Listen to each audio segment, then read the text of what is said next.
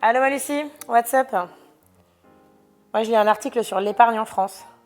Ouais, les sommes sont dingues. Oui, je t'avoue que je m'y perds un peu. Au fait, tu sais toi si c'est bien d'épargner sur un livret A?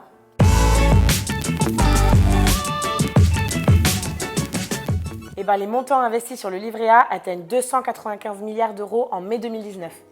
Ouais, 295 milliards. Non mais t'imagines ce que ça veut dire? En fait, le livret A, c'est un véritable produit d'épargne de précaution. Il est garanti, comme son rendement, même si celui-ci est faible, et il supporte aucune fiscalité. C'est quoi une épargne de précaution? C'est l'argent disponible que tu détiens pour gérer des dépenses en urgence, du style ton frigo qui casse, ou des dépenses de confort, comme tes vacances. Pour connaître le montant de ton épargne de précaution, il faut que tu te poses cette question. Durant les 24 derniers mois, quelle est la dépense la plus importante que j'ai dû gérer? Ah oui, je me souviens, ta galère de voiture. Donc si tu majores cette somme, histoire d'être plus sécure, et que tu la déduis des sommes disponibles sur ton livret A, et même de tous les autres livrets, tu obtiens le montant de l'épargne que tu peux optimiser.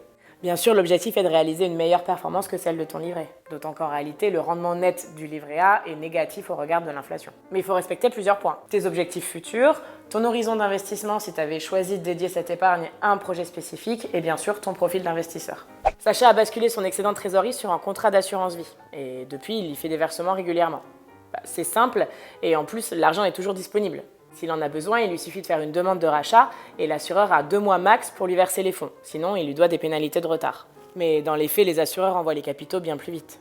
Quand Sacha a vu son conseiller en gestion de patrimoine, ils ont fait un point complet. Est-ce qu'il devait ouvrir un nouveau contrat d'assurance vie ou verser sur celui qu'il détenait déjà? Quelles étaient les modalités de versement, la fiscalité en cas de sortie et enfin, la location-placement qui répondait à ses enjeux et profils.